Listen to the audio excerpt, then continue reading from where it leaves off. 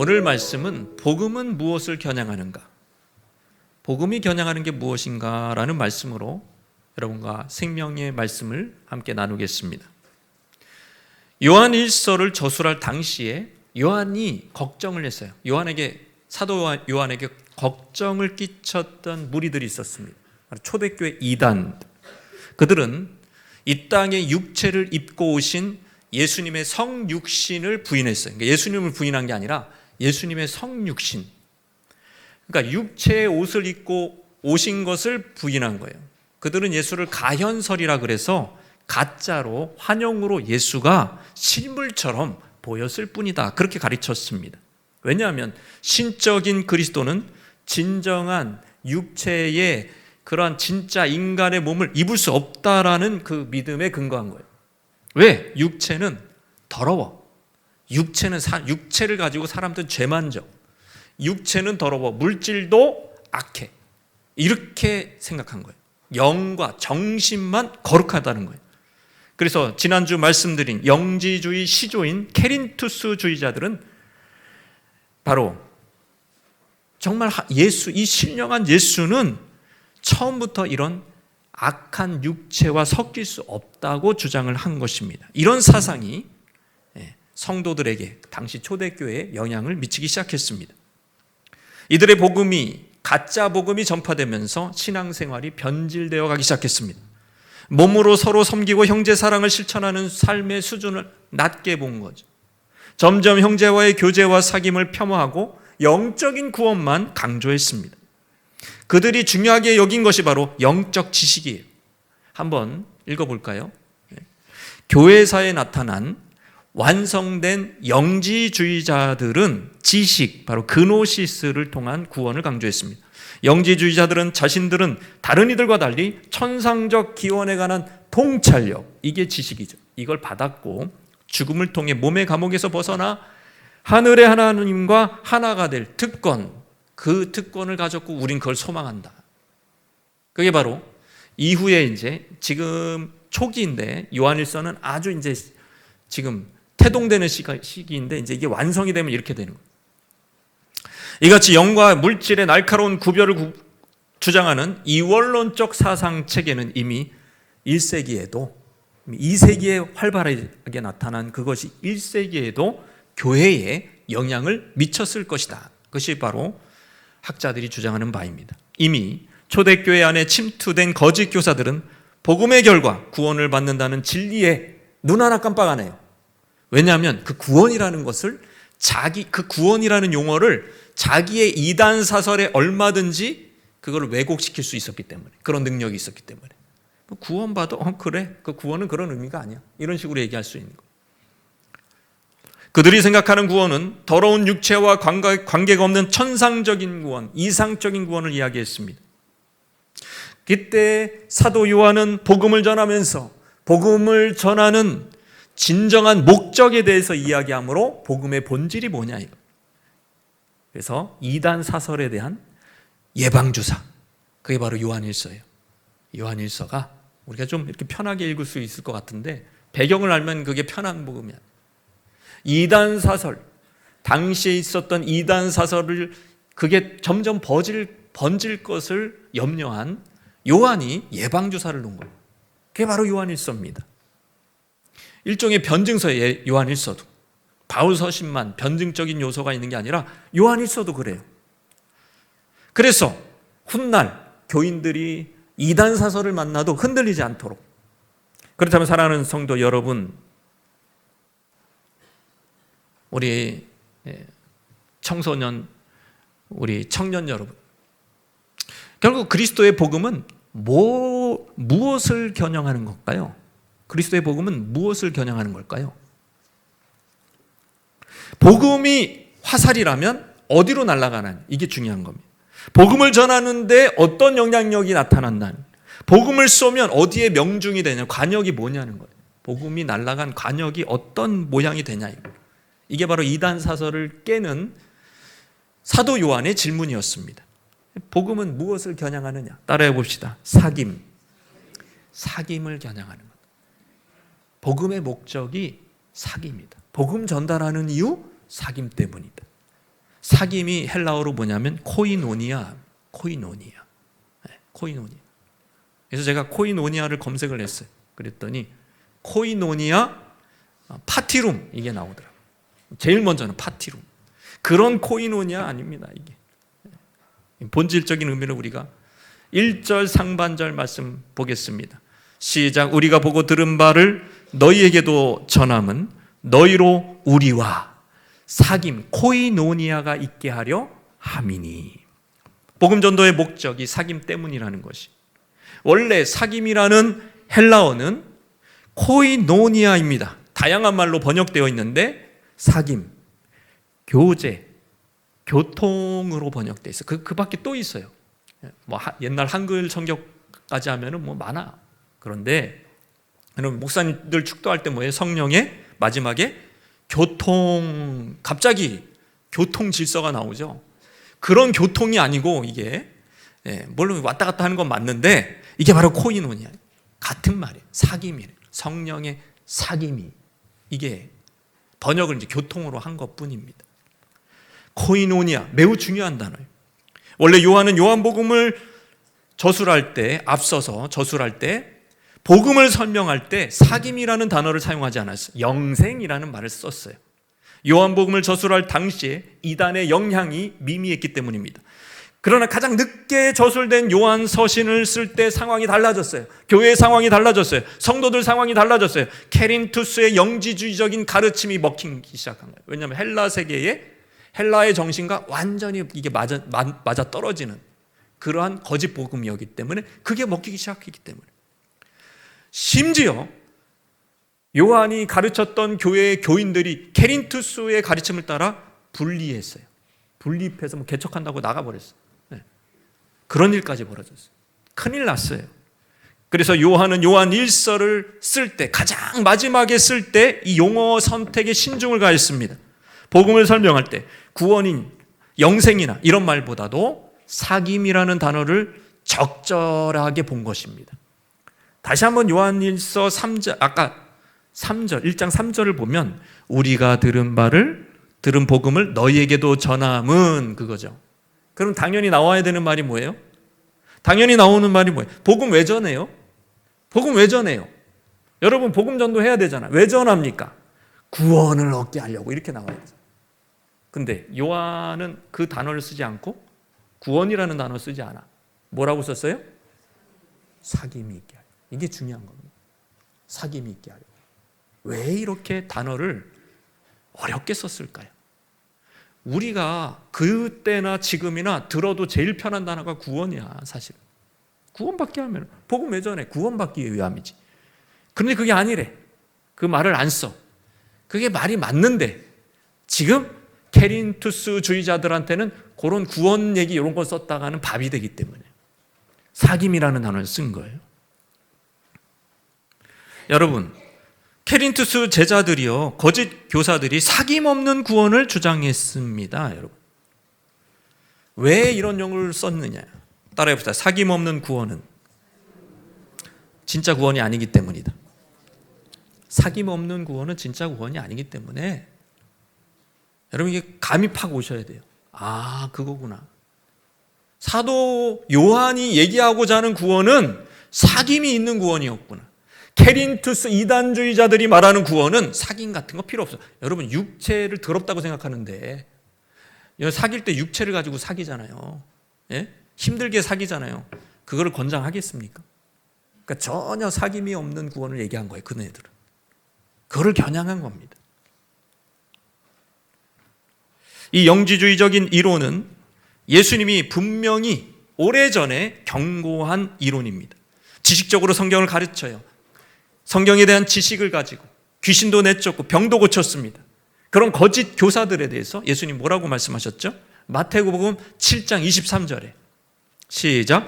그때 내가 그들에게 밝히 말하되 내가 너희를 도무지 알지 못하니 불법을 행하는 자들아 내게서 떠나가라. 아까 뭐라 그랬어요? 너희를 도무지 알지 못한다. 반발을 하죠. 우리는 아는데요. 예수님이 우리와 함께 있었고 예수님의 말씀을 우리는 들었는데요. 그 지식을 가지고 우리가 말씀도 가르치고 귀신도 내쫓았는데요. 도무지 알지 못한다. 헬라어 기네스코가 쓰였습니다. 그것은 인격적인, 관계적인, 사랑 안에서의 교제적인 알미예요. 굉장히 부부의 암 같은 그런 알미예요. 여러분, 요한 1서에는 이 기네스코가 40번 쓰였었어요. 짧은 몇 장밖에 안 되는데. 지금 뭘 성경이 강조하고 있는지 우리가 따라가야 되는 거예요. 이거 목사님 되게 어려운 얘기를 하는데, 성경이 그렇게 돼 있으면 어려워도 따라가야 된다. 어려워도 따라가야 돼. 성경을 깨닫기를 원하십니까? 그러면 캐린투스도 알아야 돼요. 따라가셔야 돼. 여러분, 만약에 지식적인 알미, 사랑의 친밀한 관계로 이어지지 않으면 어떤 일이 일어나죠? 지식이 사랑의 관계로 이어지지 않아. 가룟 유다 같은 놈이 나옵니다. 12제자 중에 하나였던 가룟 유다, 측근 제자들만 아는 지식이 있었어요. 예수님의 습관, 밤마다 겟세마네로 거기 숨으죠. 거기서 몰래 기도해. 그 지식을 가지고 어떻게 했죠? 로마 군대를 데리고 데려갔어요. 그리고 사인 보낼 때 어떻게 했죠? 내가 입을 맞출 거다. 그거 원래 했던 행위예요. 스승하고 인사했던 행위 할 때 딱 그때 덮쳐라. 지식을 자기 정욕을 위해서 사용한 겁니다. 예수를 아는 지식을. 그래서 예수님은 돈깨, 이 회계에 대해서 별로 돌아보지를 않아서 검수를 안 하셔. 검수를 안 해요. 이야, 노다지다 이게. 그래가지고 그 지식을 이용해서 공금 횡령을 했습니다. 예수를 아는 지식을 이용해서 여러분 자기 탐욕을 채운 거야. 그러면 천국에 가기 위해서 가룟 유다가 올라가는데 예수님이 딱 앞에 섰어요. 예수에 대한 지식을 그렇게 많이 가졌다고 여러분 천국 문에 보내주실까요? 천국으로 보내주실까요? 심지어 가룟 유다는 귀신을 내쫓았습니다. 여러분, 귀신 내쫓지 못했잖아요. 제자들과 함께 귀신 내쫓았어요. 은사적인 거기 때문에. 예수님 부여해 주신 권세로. 병도 고쳤어요, 가룟 유다는. 천국 가요? 천국 가요? 못 가요. 지금 거짓 교사들도 마찬가지.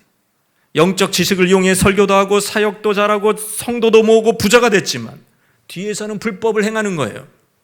영적 지식을 이용만 했지 실제 가르친 대로 살지도 않았고 삶 속에서는 예수를 부인하는 자들이었습니다. 사귐이 없는 구원은 결국 보장받지 못한다. 지식이 사귐을 대체하고 지어버리는 경향이 어제 오늘 일이 아닙니다. 고대에만 있었던 일이 아니에요. 이것이 바로 사단의 주요 전략이고 지금도 있는 일입니다. 영지주의, 그거 고대에 뭐 그런 얘기를 하세요. 근데요, 그게 인간에게 먹혔다는 얘기는 인간의 본성에 그게 통한다는 얘기. 그리고 그 본성은 지금도 변함이 없습니다. 영지주의자는 말을 잘 안 쓰지만 그 똑같은 일이 이 땅에도 벌어지고 있는 거예요. 한국교회는 없냐 이 말이에요. 영지주의적인 거지. 예수 구원받았다고 하지만 주일날만 예배드리고 삶 속에서는 주님과 관계가 없어요. 자기 정욕대로 살아가. 회사 가서는 이간질해. 물질에 포로되어서 거짓말하고 공금횡령해. 근데 교회 다녀. 전혀 관계없는. 그런데도 그들은 확신합니다. 나 천국 가요. 왜? 목사님이 그러셨어요. 예수를 주님이라고 시인하면 천국 간다고 그랬어요. 근데 삶 속에선 예수를 부인해요. 예수를 창피해 합니다. 예수 믿는다는 얘기조차 안 해요. 그러니까 3년, 4년 저 사람하고 학교를 4년 다니고 직장을 10년 다녀도 교회 다니지 몰랐어. 그렇게 사는 거예요. 그것이 바로 현대판 영지주의 아닙니까? 한국교회 영지주의 없습니까? 예나 지금이나 영지주의 가르침이 있고 그것을 죄인들이 좋아해요. 어떤 청년이 한 여선교사님한테, 유명한 여선교사님한테 찾아갔어요. 질문이 있어요. 선교사님. 뭐냐고. 이 남자 청년이 얘기하면, 제가 회개하면 예수님이 저의 죄를 용서해 주시는 거 맞죠? 그럼 너무나 잘 알고 있네. 어떤 죄도 용서해 주셔. 그럴 줄 알고요. 모든 죄를 용서해 줄 걸 제가 알기 때문에 제가 죄 짓는 게 두렵지 않아요, 선교사님. 가로 열고 저 잘했죠. 가로 닫고. 성경은 기가 막혔습니다. 죄짓고 회개하면 용서받는다. 그 지식을 공식처럼 사용했는데 그걸 어디다가 적용했어요? 자기 정욕을 위해서. 죄 용서에 대한 지식이 지금 예수님과의 관계를 좋게 했습니까? 멀어지게 하는 겁니까? 멀어지게 하는. 예수님은 과거의 죄, 현재의 죄, 미래의 죄를 용서해 주신다고 목사님이 지난주도 얘기했어요. 미래의 죄까지 가부를 해. 그래서 용서를 가부를 해. 미리 가부를 해서 어차피 용서해 줄 거니까 미래의 죄도 용서해 주신대. 가부를 해서 지금 막 신나게 죄를 짓는 거예요. 근데 양심에 거리낌이 없어. 과연 그 사람은 그 청년은 신앙생활 하면 할수록, 신앙생활이라는 걸 하면 할수록 예수님과 가까워져요, 멀어져요? 점점 멀어지는 거예요. 그건 예수님을 모욕하는 거죠. 십자가를 받는 행위예요. 정말 참된 성령을 받은 사람이라면 그렇게까지는 실수는 할 수 있어. 그리고 오뚜기처럼 다시 일어났어. 거룩한 삶을 향하여 나아갑니다. 이렇게 살 수는 없는 거거든. 왕신의 화인 맞은처럼 된 거, 그것은 거짓 교리가 들어갔기 때문에. 그게 바로 영지주의 가르침입니다. 거짓 교리가 들어간 거예요. 예수에 대한 구원의 지식 때문에 여러분 어떤 삶을 살아야 되는 거죠? 성령의 열매가 당연히 맺어요. 맨날 화내는 사람이 온유가 생기고, 우울한 사람이 기쁨의 열매가 생기고, 절제하지 못한 사람이 딱딱 절제, 정확하게 칼같이 절제. 여러분 이것이 신앙인 거예요. 이것이 복음의 능력인 거예요. 삶의 변화가 이루어져요. 근데 한국 교회는 어떻게 했죠? 구원의 확신이 있습니까? 지식이 있죠? 할렐루야, 구원받았습니다. 기억하십니까? 그거 기억하세요. 꼭 기억하세요. 할렐루야, 구원받았습니다. 그 지식이 근데 뭘로 연결돼야 된다고요? 삶으로 연결이 안 됐어. 연결이 안 되고 그 청년같이 자기도 모르게 생각하며, 무의식적으로 그렇게 생각하며 공식처럼 죄를 짓는 수많은 교인들을 양산했습니다. 그래서 한국 교회가 그렇게 추락한 거예요. 제가 볼 때. 삶의 능력이 없기 때문에. 경건의 모양은 있는데 능력을 부인하니까.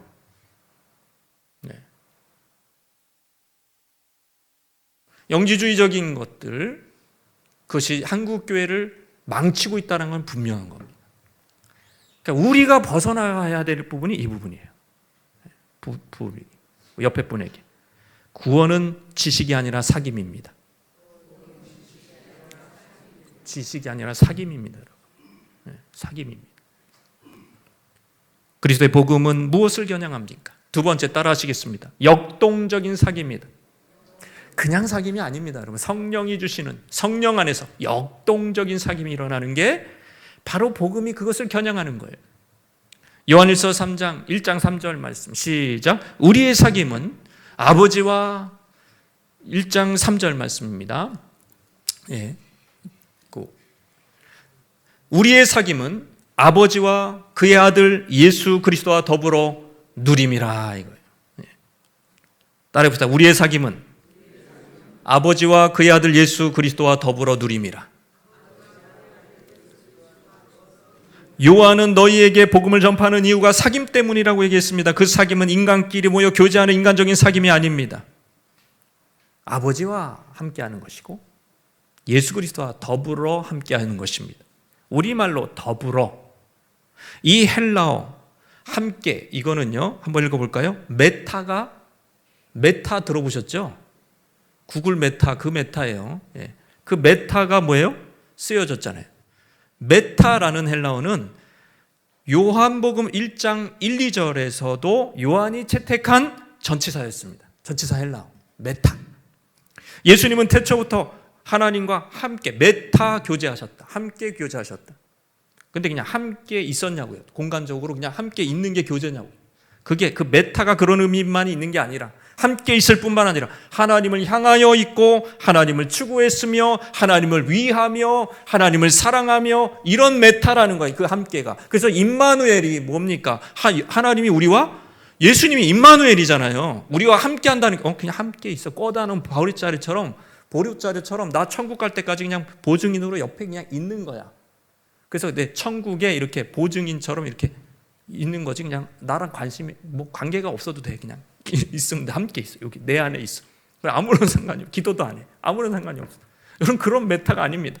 임마누엘의 그 함께는 태초에 삼위일체적으로 하나님과 예수님이 누렸던 함께는 그런 함께가 아니에요. 서로 추구하고 서로 향하고 서로 위하는 함께라였단 말이에요. 그것이 삼위일체 하나님의 교제였습니다. 그래서 이게 하나님의 형상이 남아있잖아요. 인간에게는 그렇게 얘기하고 있어요. 신학적으로 하나님의 형상이 우리에게 남아있는데, 그래서 인간도 그저 한 공간에 함께 있는 것으로 만족하지 않습니다. 오랜만에 만난 친구를 만났어요. 반가워서 뭐 밥도 먹고 카페 갔어요. 둘 다 이따시만한 헤드폰을 딱 끼고 둘이 너도 끼고 나도 끼고 먼 산 보면서 그러면서 집에 갑니까? 그런 사람 한 명도 못 봤어요. 그런 사람 없어요. 너 왜? 그러면은 왜 우리가 왜 만났지? 그럼 만날 이유가 없는 거잖아요. 사귀는 것은 그게 아닙니다. 사귐은 그게 아니에요. 같은 공간에 있다고 사귀는 게 아닙니다. 호기심, 서로에 대한 관심으로 묻습니다. 서로를 향합니다. 서로를 위합니다. 그것이 질문으로, 대답으로, 이야기로, 잡담으로 나타나는 거예요. 그래서 목장에서도 같이 밥을 먹으면서 이 얘기 저 얘기 하는 거예요. 그리고 이 사귐이라는 헬라어를 이제 집중해서 봅시다. 코이노니아, 사귐, 교제, 교통이라는 뜻이라고 말씀드렸습니다. 근데 이 코이노니아의 어원은 한번 읽어볼까요? 코이노스라고 하는 단어에서 유래된 것이다. 이 단어는 본래 공통, 공동, 공유, 서로 쉐어하는 것이라는 뜻입니다. 그러니까 코이노니아의 본래 뜻이 뭐냐면은 단순하게 하면 공동이라는, 공동 소유. 그게 코이노니아. 공동, 쉐어. 쉐어가 코이노니아입니다. 이게 복음의 본질이라는. 삼일체 하나님이 코이노니아를 우리한테 쉐어하시려고 그게 복음이 내려온 거예요. 이 땅으로. 그 쉐어가 굉장히 복음의 중요한 본질이라는. 그래서 코이노니아가 시작된 초기 교회에 어떤 일이 벌어졌습니까? 사도행전 2장 44절 그리고 사도행전 4장 32절 이어서 읽겠습니다. 시작. 믿는 사람이 다 함께 있어 모든 물건을 서로 통용하고, 또 32절 말씀. 믿는 무리가 한 마음 한 뜻이 되어 모든 물건을 서로, 자, 뭐가 자꾸 겹쳐요? 통용.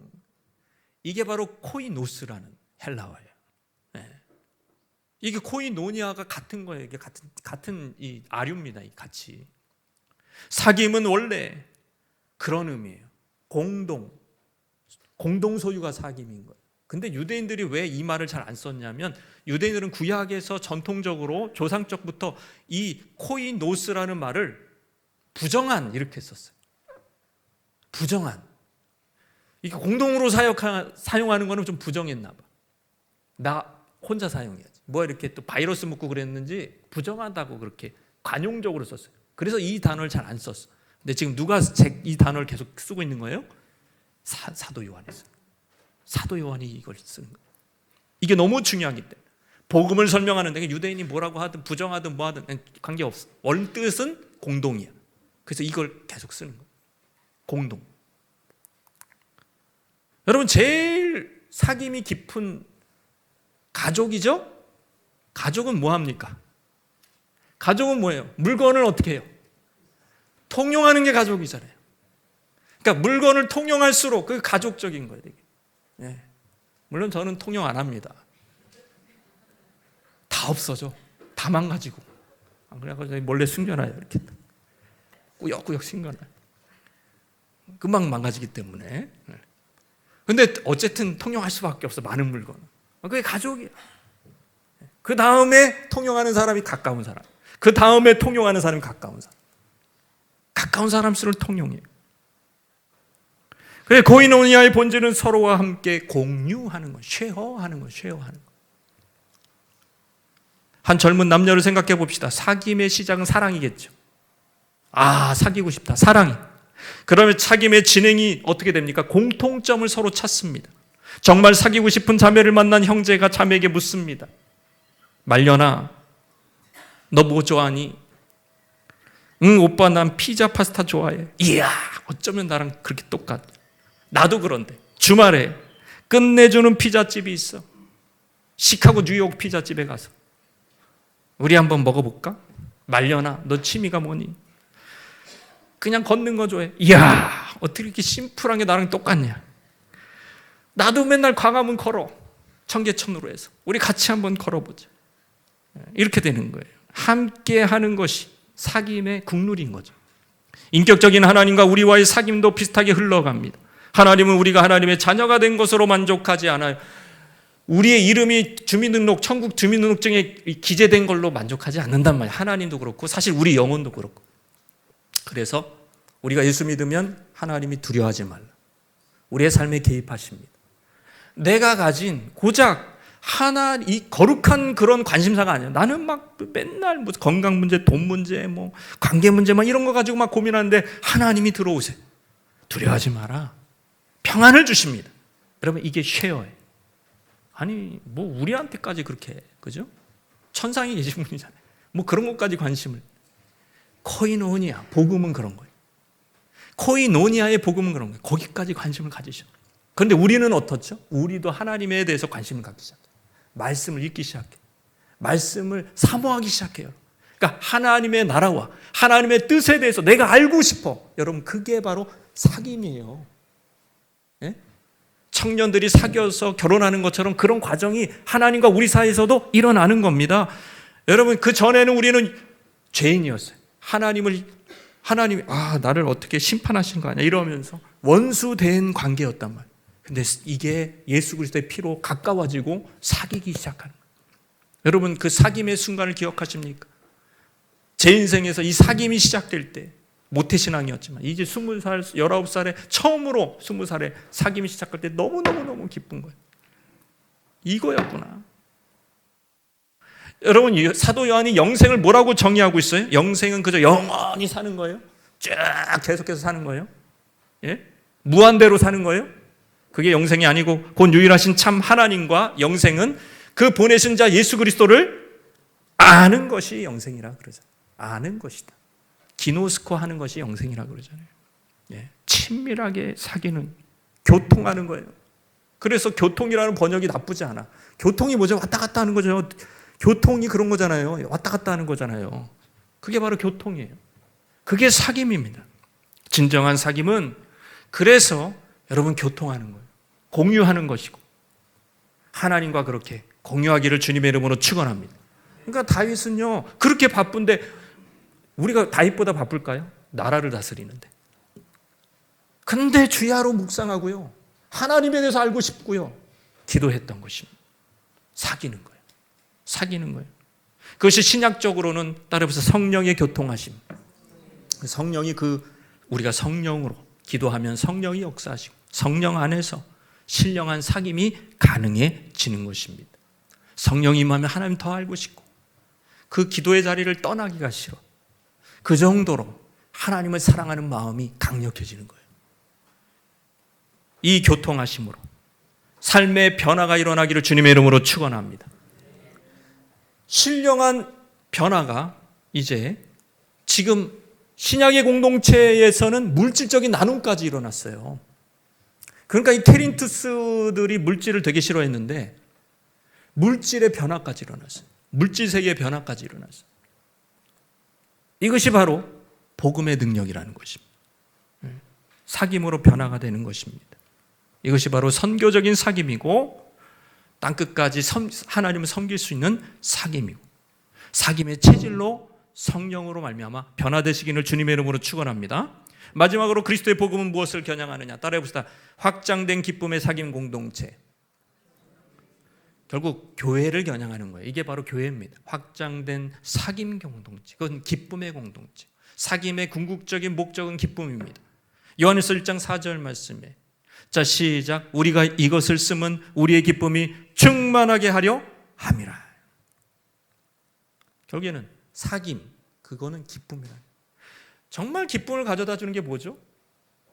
예? 사귐이에요, 사귐. 예? 사귐. 예. 그래서 어느 유명한 연예인은 쭉 독신으로 사는데 가장 펜트하우스 가장 좋은 집에 살잖아요. 근데 공허하다 그러고 외롭다 그러죠. 이게 뭔가 싶어. 아내도 없고 자녀도 없고 아무것도 없어. 그냥 개만 있어. 개만 있어. 개만 있다니까요. 그 다리 짧은 개들.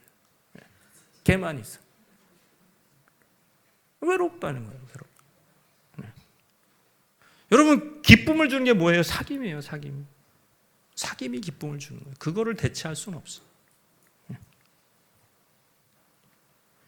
여러분, 이 사귐 공동체가 어떻게 나왔다고요? 삼위일체로부터 나왔다. 기쁨, 사귐이 목적인데 더 나아가면 바로 이게 성육신으로 말미암아, 예수 그리스도의 성육신으로 말미암아 확장된 겁니다. 삼일체 하나님은 인간 사랑의 토대며 원천이고 모범입니다. 하나님 아버지의 사랑이 성자에게 그 성자를 통해서 지금 이 땅에 있는 우리에게도 전파가 된 것, 계시가 된 것. 하나님 아버지와 풍성한 사랑을 누리셨던 예수님 잠깐 그 기쁨을 유보하시고 잠깐만요. 제가 이 땅에서도 이 사귐을 전파해야 되겠어요. 이 아버지와의 사귐이 이렇게 사랑이 충만한 이 사랑을 전해야 되겠어요. 그래서 저들도 아버지와 사귈 수 있게끔 제가 해주고 싶어요. 그래서 아버지와의 사귐을 잠깐 끊어버려요. 육체로 입고 오신 게 그런 의미입니다. 끊어버리고, 물론 뭐 기도도 하시고 하지만 이게 많이 제약이 있는 거죠. 끊어버리고 우리한테 복음을 전하시고 성육신 하시고 십자가 지시고, 그래서 사귐의 길을 열어주신 것입니다.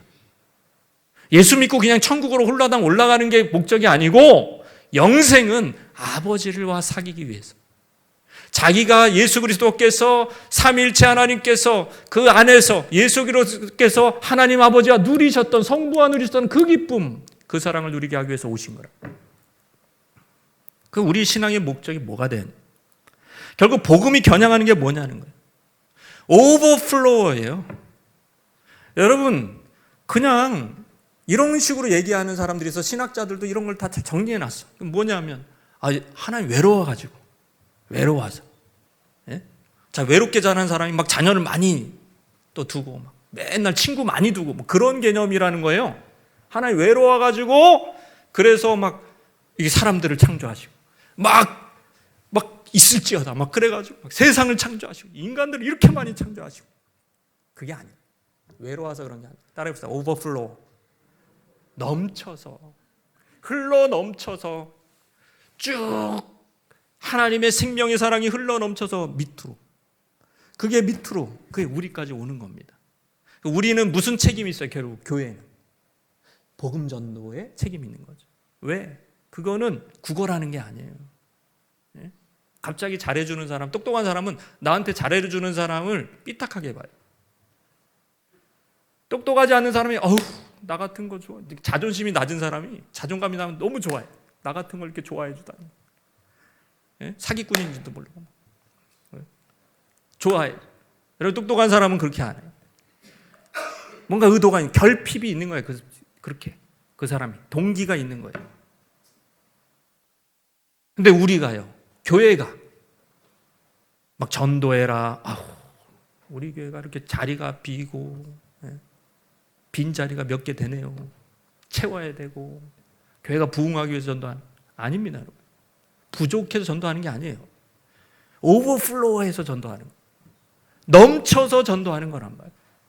그리스도에 대한 사랑이, 예수님이 삼일체와 가졌던 그 사랑이 넘쳐가지고 우리한테 주었듯이, 우리도 주님과의 사랑이 넘치니까 막 헌신하고, 그렇게 사귀고, 그렇게 안 믿는 사람들까지 접근하는 거예요. 그런 개념입니다. 사귐이 그런 거예요. 근데 이 사귐이라는 용어에 대해서 가장 거부감을 느끼는 사람들이 누구냐? 거짓 교사들입니다. 케린투스주의자들입니다. 굉장히 거부감을 느껴. 막 얹혀. 저 얘기만 들으면. 사귐? 뭔 소리야 저게? 케린투스의 제자들은 육체를 입은 인간들의 사귐을 권장하지 않았습니다. 더러운 육체를 가지고 형제를 섬기는 모습을 구질구질하고 추하다 이 말. 거짓 교사들에게는 구원에 이르는 영적 지식만 중요했어요.